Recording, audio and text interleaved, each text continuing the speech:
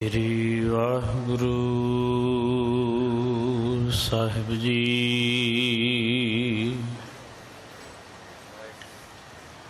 हमारी प्यारी अमृतधारी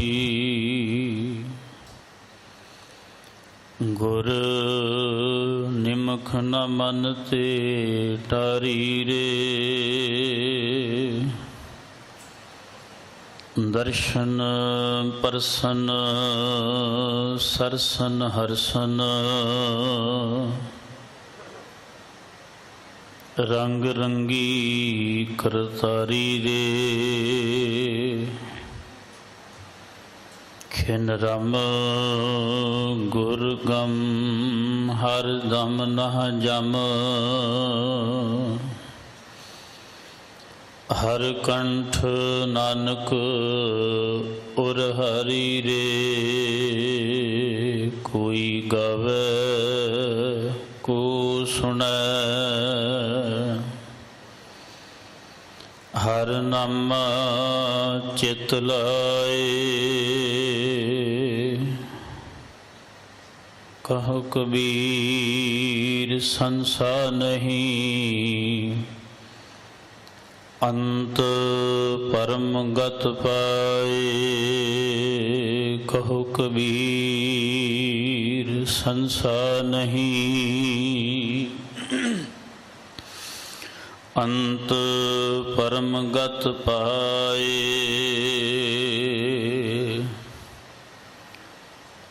कवन जोग कौन ज्ञान ध्यान।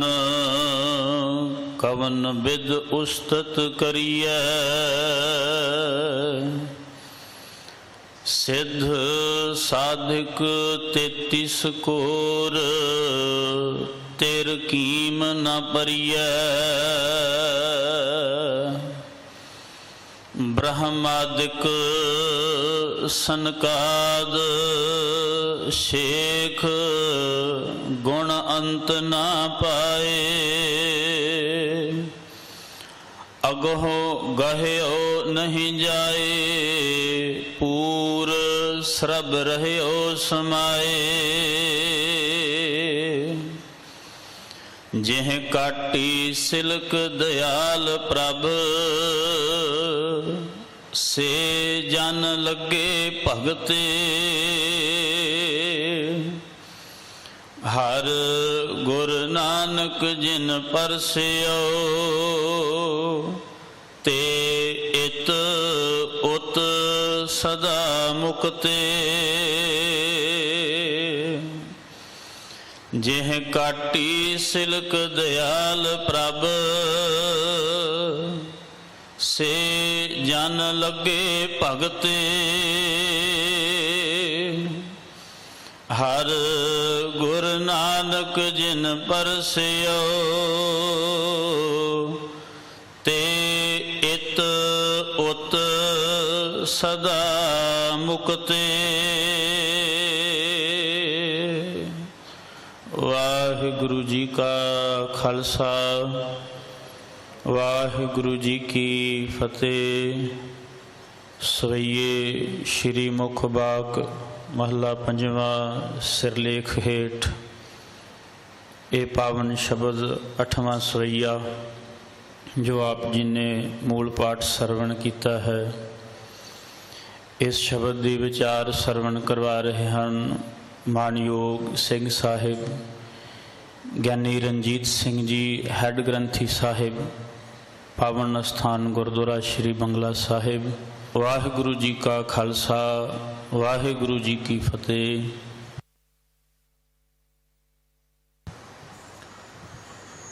एक ओंकार सतनाम करता पुरख निरभउ निर्वैर अकाल मूरत अजूनी सैभं गुर प्रसाद बेशुमार अथा अगणत अतुल ज्यों बुलावो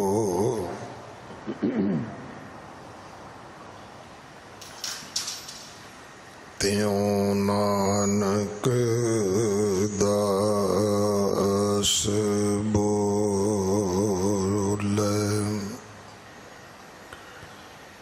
गुरु सवारे खालसा जी। वाहिगुरु जी का खालसा वाहिगुरु जी की फतेह। आप जी वडभागे हो जो 8वें पातशाह बाला प्रीतम सतगुरु जिस डिठै सब दुख जाए इन्हां अजमतां वडियाइयां दे मालिक गुरु हरकृष्ण साहब महाराज जी दे पवित्र चरण छोह प्राप्त इतिहासक स्थान गुरुद्वारा बंगला साहब जी की यात्रा करदियां जुगो जुग अटल छतर चवर तखत दे मालिक धन धन धन श्री गुरु ग्रंथ साहिब पातशाह महाराज जी दे हजूर मनुखा जीवन दियां घड़ियां नूं सफला कर रहे हो। हुण समा है गुरु दरबार दे निजम अनुसार गुरु की बाणी दी चल रही लड़ीवार कथा दा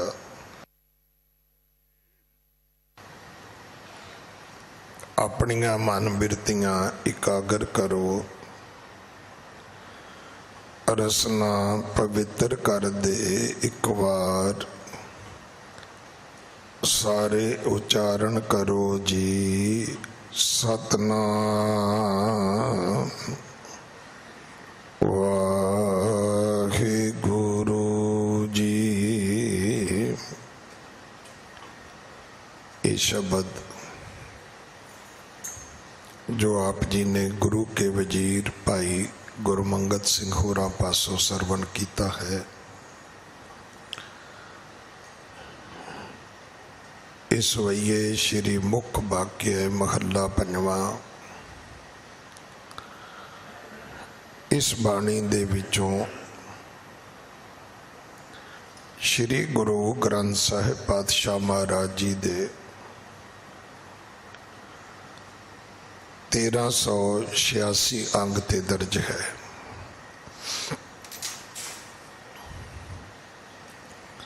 ये 8वां सवैया है।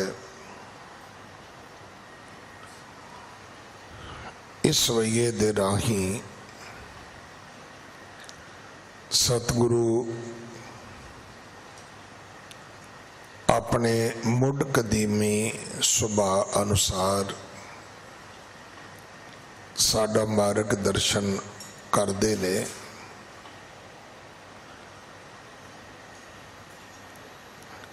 रबी सिफत सलाह दे विच सतगुरु जी सानू दसदे ने कि कवन जोग वो केड़ी जोग साधना है।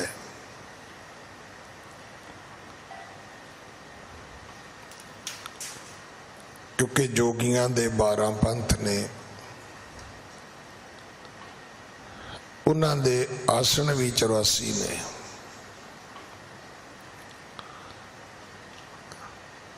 हुण जिथों तक एक फिजिकल एक्सरसाइज का सवाल है, उतों तक ये सब कुछ ठीक है कि तुसी कोई प्राणायाम करो, कोई वज्र आसन करो, कोई होर जुगती वरतो, तुहाडी सेहत वास्ते ठीक हो सकता है।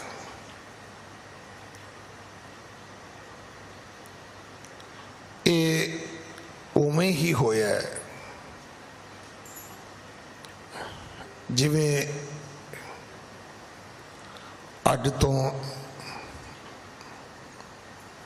30-35 साल पहला रामानंद सागर जी ने एक यतन किया।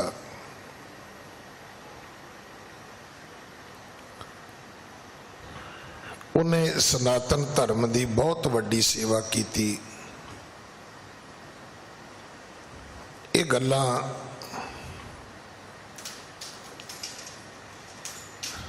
तकरीबन 1980 विच शुरू होंदियां ने। रामायण दियां, महाभारत दियां, श्री कृष्णा दियां, कि इन्हां दे उपर कुछ सीरियल बनाए जान।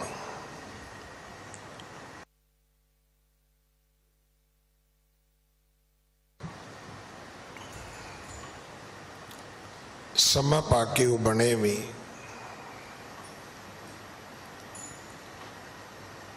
सच ये है कि जदों वो सीरियल बने, भावें रामायण सी, महाभारत सी, मैं हिंदुस्तान नूं रुकदा वेखिया।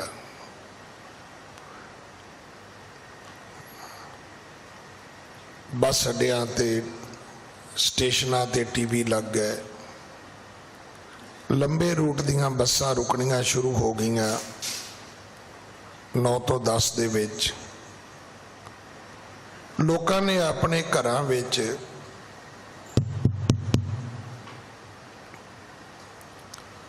बकायदा पोचा मार के पुंजे बह के टीवी नूं धो बत्ती अगरबत्ती करनी शुरू कर दी।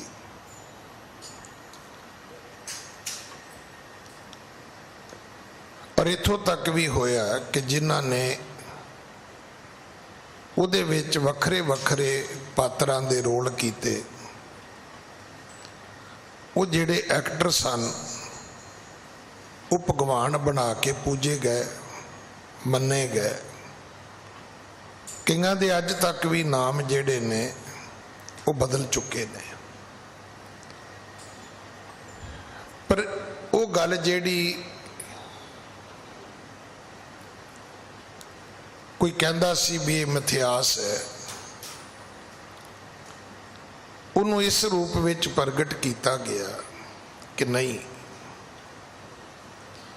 ये तो बिल्कुल कोई लेटेस्ट, कोई नवा कोई धर्म है। और तुसी वेख्या होना पहली बारी होया है हिंदुस्तान दे विच कि जिन्होंने रबी अवतार करके पेश किया उन्हां दी दाढ़ी नहीं हैगी।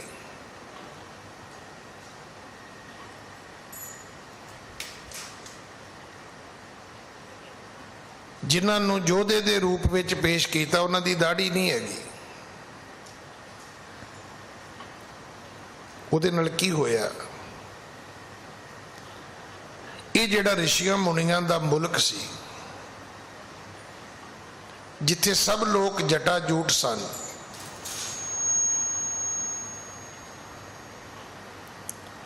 उथे इस गल नूं प्रवानगी मिल गई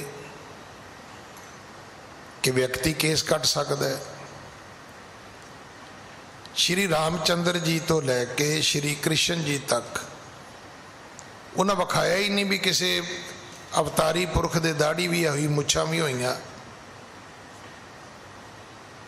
भी फिर यतन करो, फिर तुसी भीष्म पितामे नूं भी इदां दा ही विखा देंदे, द्रोणाचार्य नूं भी इदां ही विखाउंदे, जिहड़े होर ऋषि मुनि विखाए वो भी इदां ही विखा देंदे भी उदों दाढ़ी हुंदी नहीं सी बंदियां दे। बिल्कुल इस तरह योगा विच भी इस तरह ही किया गया है।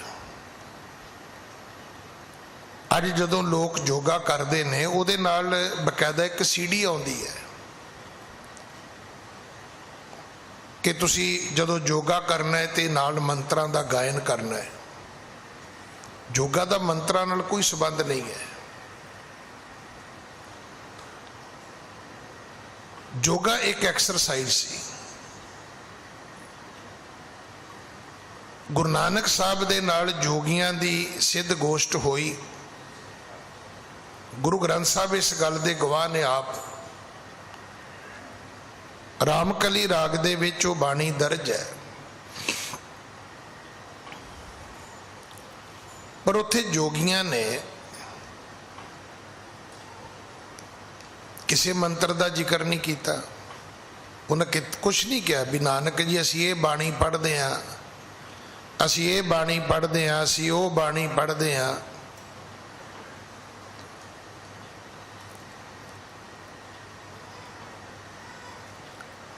मैं अपनी गल नूं समाप्त करा। योग जिहड़ी साधना सी इहदा एक ही फायदा होया, उम्र लंबी हो गई। अज भी अगर तुसी अपनी फिजिकल फिटनेस चाहुंदे हो तो सेहत का ध्यान रखो अपनी। उहदे लई तुहानूं स्कूलों च कहंदे हुंदे सी जी पीटी कर लो, आर्मी दे विच हुंदा जी परेड कर लो, पुलिस विच भी हुंदा जी परेड कर लो, अंग्रेज़ां दे कल्चर विच भी जिम कर लो। इत्थे कुछ ऐसे योगा गुरु आए, उन्होंने कहा नहीं जी योगा कर लो। बड़ियां सारियां जड़ियां शरीरक बीमारियां ने, देखो उन्होंने दे प्राधान समाधान तक तो गल ठीक है, पर इहदा रब नाल की लेना देना है। जिवें मैं हमेशा बेनती करदा, साइंस दा, ज्ञान दा, विज्ञान दा रब नाल की लेना देना है। कदे सुनिया भी कोई साइंटिस्ट, कोई विज्ञानी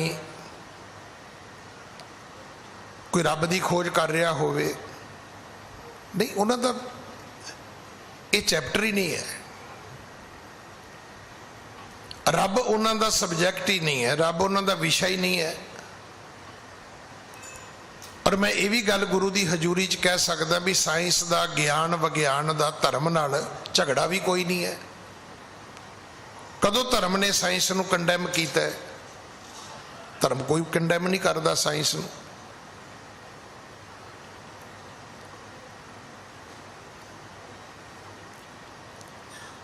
सगों साइंटिस्ट जिहड़े ने वो कई बारी कोशिश करते हैं कि रब नूं चैलेंज किया जाए। तुसी रब नूं चैलेंज नहीं कर सकते, तुसी कुदरत फरोलण ते लगे हुए हो। मैं इत्थे उस गल दा फिर जिक्र करना चाहुंदा, कहंदे ने कि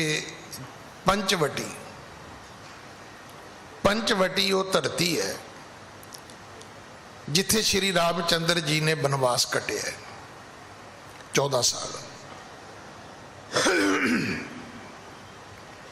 ये वो धरती है जिथे सीता जी का हरण होया सी।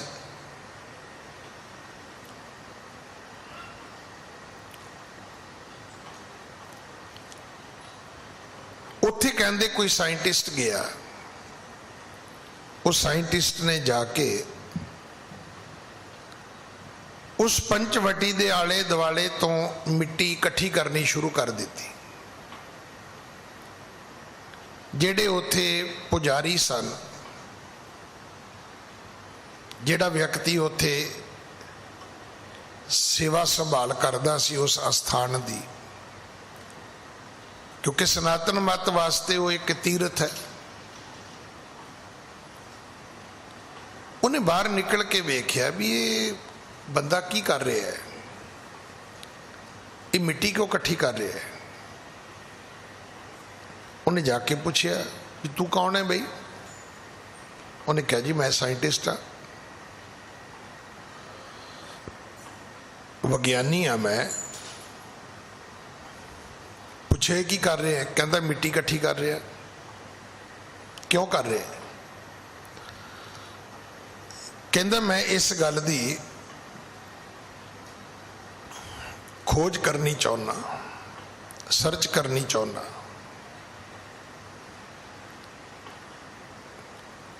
कि इस मिट्टी दे विच लक्ष्मण ने जदों रेखा खिंची है उन्हें की पाया सी कि जे उस रेखा नूं रावण पार करदा है तो सड़ के सुआह हुंदा है।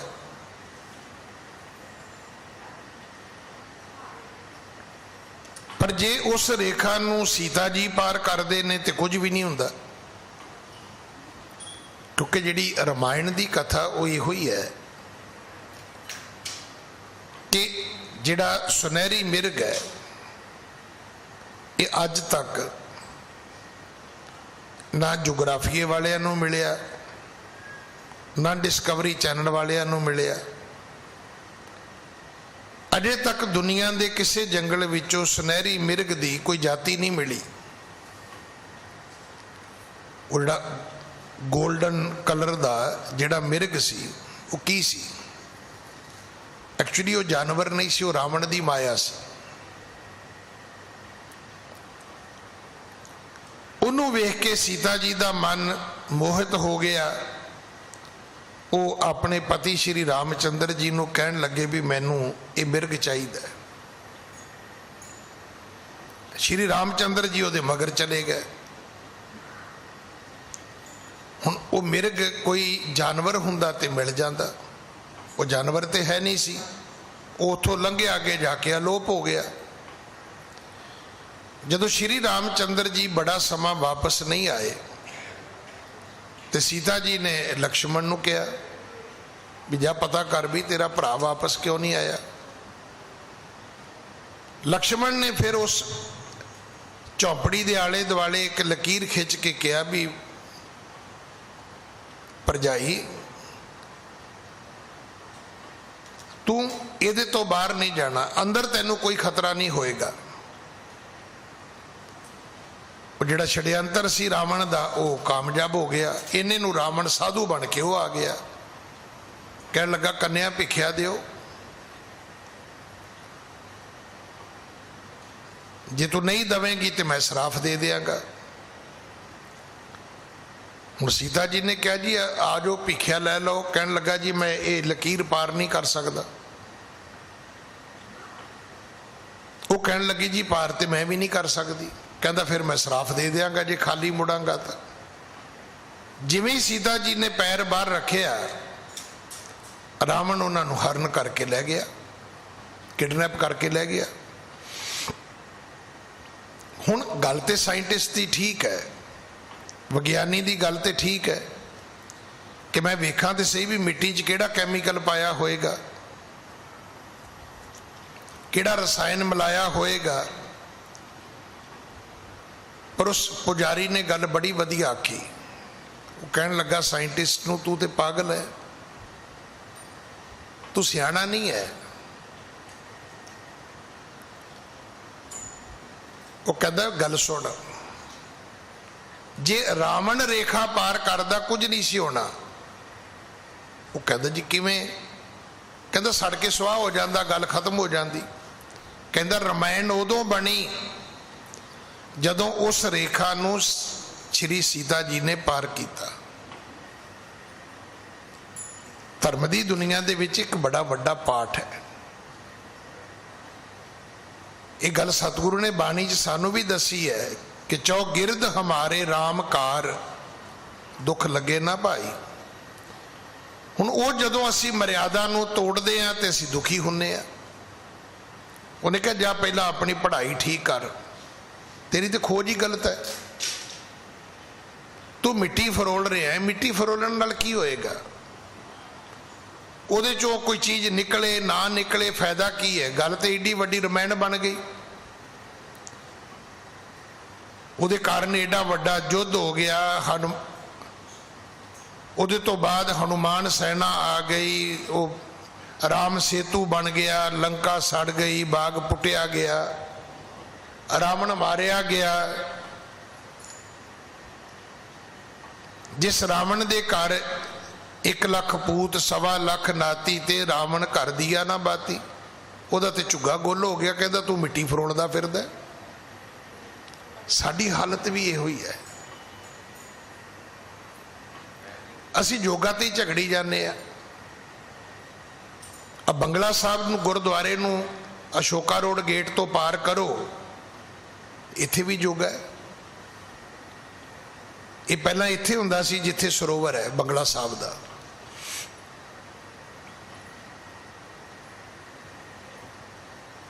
स्वामी ਧਰਿੰਦਰ ਨੇ ਇਹ ਯੋਗਾ ਖੋਲਿਆ ਸੀ।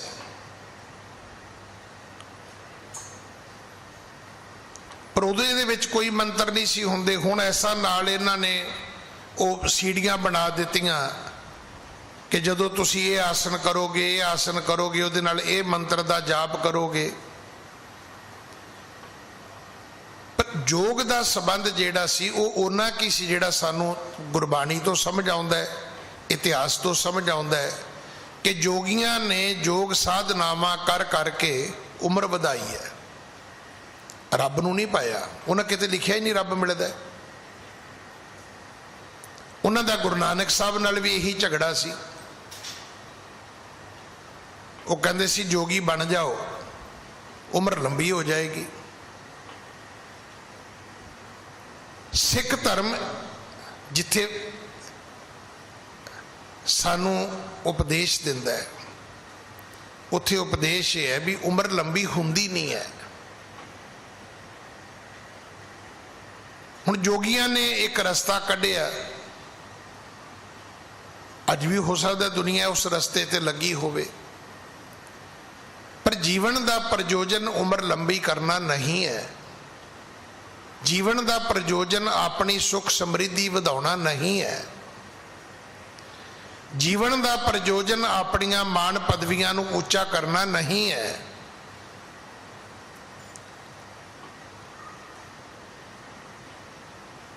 ਸਾਡੀ ਬਦਕਿਸਮਤੀ ਹੈ ਵੀ ਅਸੀਂ ਗੁਰਦੁਆਰੇ ਨੂੰ ਮੰਨਦੇ ਹਾਂ ਪਰ ਗੁਰਦੁਆਰੇ ਬਾਰੇ ਜਾਣਦੇ ਕੁਝ ਨਹੀਂ ਆ। ਸਾਡੀ ਗਲਤੀ ਹੈ। ਹੁਣ ਜੇ ਮੈਂ ਉਸ ਪਾਸੇ ਜਾਵਾਂ ਤੇ ਉਹ ਗੱਲ ਥੋੜੀ ਜੀ ਦੂਰ ਵੀ ਚਲੀ ਜਾਏਗੀ ਔਰ ਸ਼ਬਦ ਵੀ ਰਹਿ ਜਾਏਗਾ। ਮਤਲਬ ਜਦੋਂ ਲੋਕ ਅਗਲੇ ਪੁੱਛਦੇ ਨੇ ਵੀ ਗਿਆਨੀ ਜੀ ਉਹ ਪਤਾ ਗੁਰਦੁਆਰੇ ਬੰਗਲਾ ਸਾਹਿਬ ਵੱਡੀ ਪਾਰਕਿੰਗ ਹੈ ਨਾ, ਅਸੀਂ 10 ਕੁ ਦਿਨ ਬਾਹਰ ਜਾਣਾ, ਗੱਡੀ ਖੜੀ ਕਰ ਲਈਏ। ਲੈ ਦੱਸੋ, ਇਹ ਯਾਤਰੂਆਂ ਵਾਸਤੇ ਪਾਰਕਿੰਗ ਹੈ, ਲੋਕਾਂ ਦੀਆਂ ਗੱਡੀਆਂ ਖੜੀਆਂ ਕਰਨ ਵਾਸਤੇ ਪਾਰਕਿੰਗ ਨਹੀਂ ਹੈ। ਅਸੀਂ ਇੰਨਾ ਕੁ ਜਾਣਦੇ ਹਾਂ ਗੁਰਦੁਆਰੇ ਨੂੰ। ਗੁਰਦੁਆਰਾ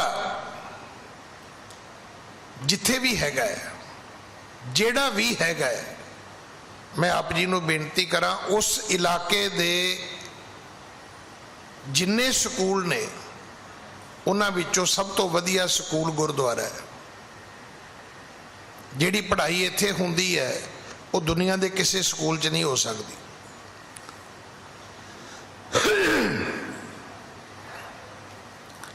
ਗੁਰਦੁਆਰਾ ਜਿੱਥੇ ਵੀ ਜਿਸ ਇਲਾਕੇ ਵਿੱਚ ਵੀ ਹੈਗਾ ਹੈ,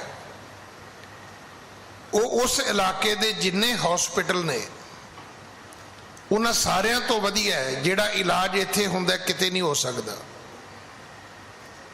ਇੱਥੇ ਇਲਾਜ ਹੁੰਦਾ ਹੈ ਕਾਮ ਦਾ, ਕ੍ਰੋਧ ਦਾ, ਲੋਭ ਦਾ, ਮੋਹ ਦਾ, ਅਹੰਕਾਰ ਦਾ, ਨਿੰਦਿਆ ਚੁਗਲੀ ਦਾ। ਇੱਥੇ ਇਲਾਜ ਹੁੰਦਾ ਹੈ ਤ੍ਰਿਸ਼ਨਾ ਦਾ। ਇੱਥੇ ਪੜ੍ਹਾਈ ਕਰਾਈ ਜਾਂਦੀ ਊੜੇ ਓੰਕਾਰ ਵਾਲੀ।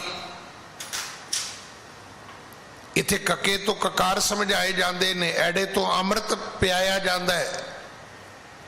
ਇੱਥੇ ਕੱਕੇ ਤੋਂ ਕਬੂਤਰ ਨਹੀਂ ਉਡਾਏ ਜਾਂਦੇ। ਇਹ ਊੜੇ ਤੋਂ, ਇੱਥੇ ਊੜੇ ਤੋਂ ਊਠ ਨਹੀਂ ਪੜ੍ਹਾਇਆ ਜਾਂਦਾ। इत्थे इहदा अर्थ एप्पल नहीं है। अगर तुहाडे इलाके विच कोई गुरुद्वारा है तो समझ लेना इस तो वधिया स्कूल कोई नहीं है। इत्थे पाठ पढ़ाया जाएगा गुरुदेव माता गुरुदेव पिता। ये पाठ किसी स्कूल विच हैगा? किसी स्कूल विच नहीं हैगा। जाओ किसी दुनिया के महंगे तो महंगे हॉस्पिटल विच जाके पूछो कि जी मैनू निंदिया करन दी आदत है जी, मैनू चुगलियां करन दी आदत है जी, मैनू लोगों की बुराई सुनने की आदत है जी, भी कन्ना दे कोई ऐसे ड्रॉप्स हैगे ने जिहड़े कन्ना च पाइए तो बंदा लोगों की बुराई सुननों हट जाए। हाँ, गुरुद्वारे विच हैगे ने।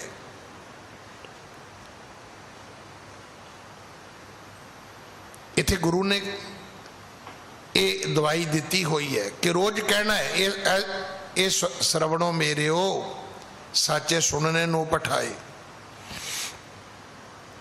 साचे सुनने नो पठाए, शरीर लाए सुनो सत बाणी। कि आप इदा गुरुद्वारे नू जानते हैं? नहीं जानते। असी गुरुद्वारे नू इन्ना की जानते हैं भी उत्थे लंगर फ्री मिलता है जी, उत्थे ये सहूलत है जी, उत्थे वो सहूलत है जी। शायद सानू ये नहीं पता कि सब तो वधिया आत्मक सुख वास्ते, जीवन की सफलता वास्ते, रब दे मलाप वास्ते गुरुद्वारे होए सोझी पाए सी। ये तो ज्ञान का केंद्र है। जे किते सानू समझ आ जाए तो असी रोज कापी पेन लैके आइए पढ़ने वास्ते। असी रोज समा कढ़ के आइए अपने इलाज कराउण वास्ते। किते भी इलाज कराउणा होवे ते समा ते लैके ही जाना पवेगा।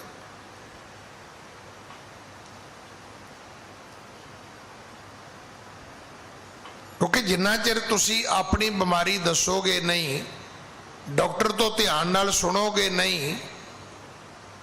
भाई गुरदास जी ने लिखे पूछत है वैद खात औखद ना संयम से, कैसे मिटे रोग सुख सहजा समाइए। वो बंदिया तू वैद कोलों रोज पुछदा है पर दवाई खान लगा तू संयम करदा ही नहीं। बिच ही तलियां मलियां फ्राई ठंडियां खट्टियां चीज़ां खाई जाना है। फिर कहना जी डॉक्टर साहब फर्क कोई नहीं पिया। इत्थे फर्क पवेगा। सतगुर सिख के बंधन काटे, गुर का सिख बेकार ते हाटे। जदों तुसी बुराइयां छड्डणियां शुरू करोगे तुहाडे जीवन का सारा ही सिस्टम चेंज हो जाएगा, जीवन बदल जाएगा। गुरु अर्जन देव पिता महाराज समझाउंदे ने कमन जोग, वो जोग केड़ा है? कौन ज्ञान ध्यान, वो ज्ञान केड़ा है? तुसी दसो केड़ी नॉलेज है जी, केड़ा इलम है, केड़ी बुद्धि है, केड़ी समझदारी है, जां वो ध्यान, वो केड़ी मैडिटेशन है?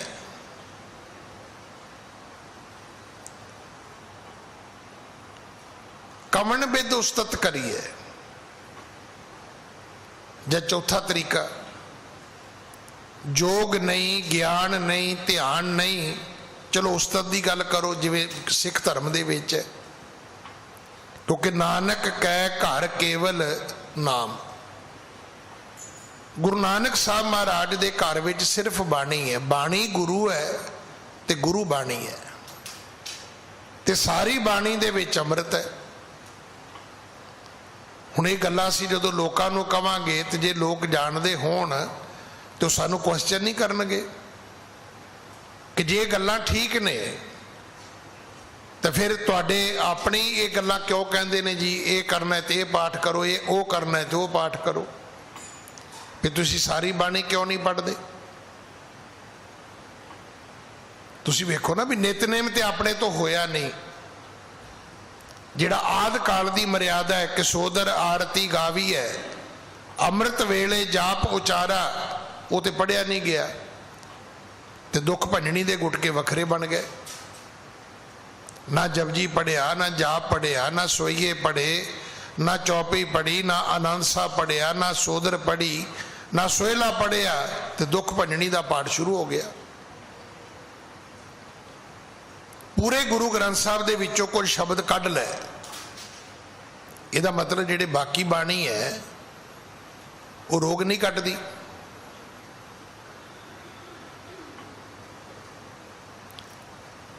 कि सारी बाणी गुरु नहीं है? जे बाणी गुरु है तो कि सारी बाणी विच अमृत नहीं है? तो जे सारी बाणी विच अमृत है तो फिर भाई इदां दा वखरेवा क्यों आ गया? इसे करके गुरु अर्जन साहब ने अज नहीं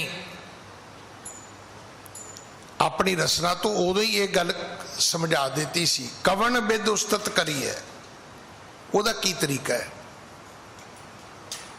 ਹੁਣ ਸਾਡੇ 'ਚ ਵੀ ਹੈਗਾ ਪਾਠ ਕਰਨ ਵਾਲੇ। ਮੈਂ ਵੇਖਿਆ ਇੱਥੇ ਕਈ ਵਾਰੀ ਕੋਈ ਆਦਮੀ ਸੰਗਤ ਵਿੱਚ ਖੜਾ ਹੁੰਦਾ ਹੈ ਤੇ ਸੇਵਾਦਾਰ ਨੂੰ ਬੇਨਤੀ ਕਰੀਦੀ ਵੀ ਉਹਨਾਂ ਨੂੰ ਕਹੋ ਬਹਿ ਜਾਣਾ, ਉਹ ਕਹਿੰਦਾ ਜੀ ਮੈਂ ਵੇਖ ਕੇ ਆਇਆ ਉਹ ਪਾਠ ਕਰ ਰਹੇ ਨੇ। ਹੁਣ ਇਹ ਵੀ ਇਹ ਸਾਡੇ 'ਚ ਵੀ ਖਲੋ ਕੇ ਪਾਠ ਕਰਾਂਗੇ ਤੇ ਜ਼ਿਆਦਾ ਅਸਰ ਹੋਏਗਾ। ਵੀ ਖਲੋ ਕੇ ਹੀ ਪਾਠ ਕਰਨਾ ਹੈ तो तू किसी एक साइड ते ऊपर जाके गैलरी में खलो के कर ला, तेरी अपनी भावना है ना, मर्यादा तो है नहीं। जे मर्यादा तो इतने बाकी बंदियां नूं भी कह भी तुसी भी खड़े हो बई, तुसी क्यों बैठे हो? जो मैं खलो के पाठ कर रहा तो तुहानूं नहीं समझ आउंदी भी पाठ खलो के करना चाहिए?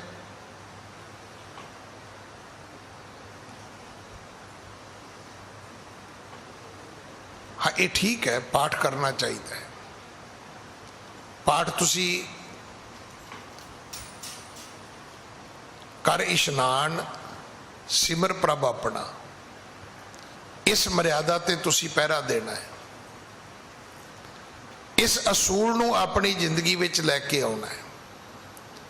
चंगी गल है कि तुसी एक जगह बैठ के पाठ करो। पाठ तुसी सैर करदियां भी कर सकते हो, उठदियां बहदियां भी कर सकते हो।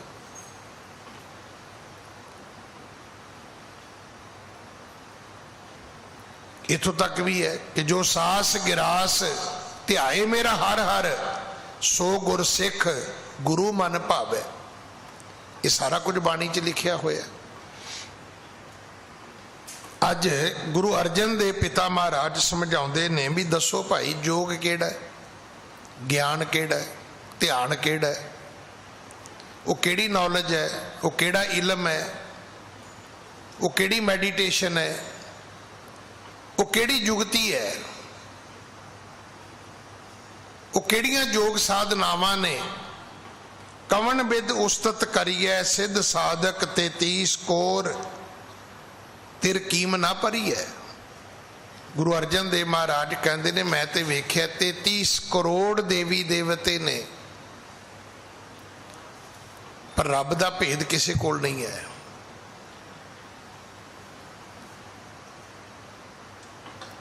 एक वेला ऐसा भी हिंदुस्तान विच होया है कि हिंदुस्तान की आबादी 33 करोड़ नहीं है, पर देवी देवते 33 करोड़ ने। पुछ लो जो पाकिस्तान बने हिंदुस्तान की आबादी कितनी सी?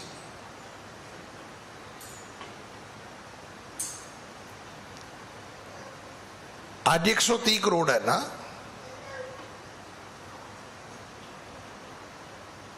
जो हिंदुस्तान पाकिस्तान बने तो पता करो कि टोटल आबादी हिंदुस्तान की कितनी सी।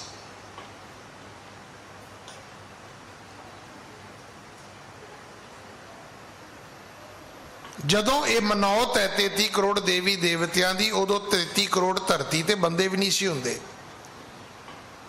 अगर ये कहा जाए कि एक बंदे नूं पूजन वास्ते देवते किन्ने, मेरा तो ख्याल है भी 100-200 देवता एक बंदे दे हिस्से आउंदा होएगा। और व्यंग बन गए कि एक भगत आउंदा है, वो मंदिर विच रुपया मत्था टेकदा है ते ਉੱਥੇ ਜਿਹੜਾ ਬੈਠਾ ਪੁਜਾਰੀ ਸੀ ਉਹਨੇ ਸੋਚਿਆ ਵੀ ਭਗਤ ਤੇ ਭੋਲਾ ਹੁੰਦਾ ਹੈ, ਸ਼ਰਧਾ ਦੇ ਵਿੱਚ ਜੋ ਕਹੀਏ ਕਰਦਾ ਹੈ। ਉਹ ਕਹਿਣ ਲੱਗਾ ਵੀ ਇਹ ਕਮਾਲ ਹੈ ਕਿ ਦੇਵਤੇ 33 ਕਰੋੜ ਤੇ ਭੇਟਾ 1 ਰੁਪਈਆ।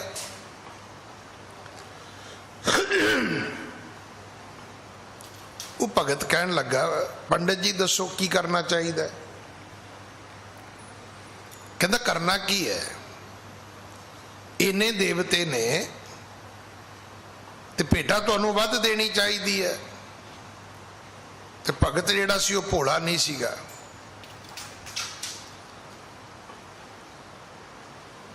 ਉਹ ਪੰਡਤ ਤੋਂ ਵੀ ਅੱਗੇ ਨਿਕਲਿਆ।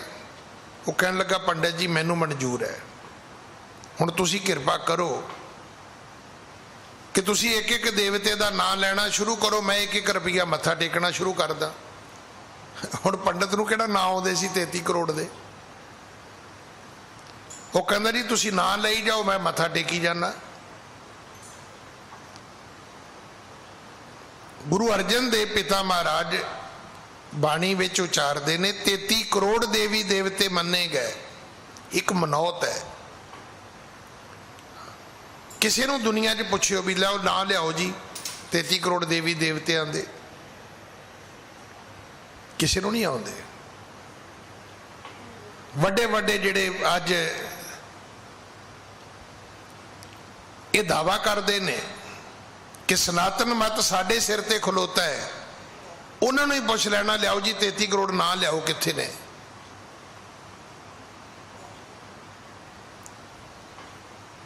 ਉਹ ਭਗਤ ਬੜਾ ਛਾਤਰ ਸੀ, ਕਹਿਣ ਲੱਗਾ ਪੁਜਾਰੀ ਜੀ ਗੱਲ ਹੀ ਕੋਈ ਨਹੀਂ, ਤੁਸੀਂ ਦੇਵਤਿਆਂ ਦੇ ਨਾਂ ਲਈ ਜਾਓ, ਮੈਂ ਰੁਪਈਆ ਮੱਥਾ ਟੇਕੀ ਜਾਣਾ।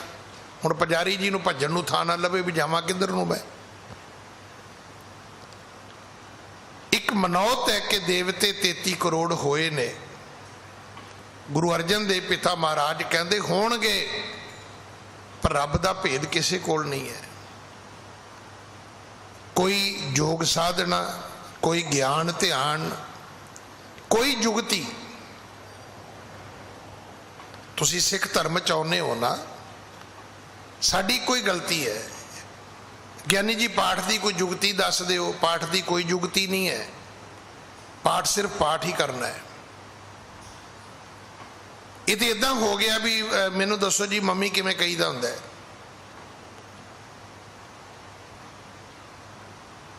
ਨਹੀਂ, ਤੂੰ ਬੀਬੀ ਕਵੇਂਗਾ, ਤੂੰ ਝਾਈ ਕਹਿ ਦੇਖਾ, ਕੀ ਫਰਕ ਪੈਂਦਾ ਹੈ?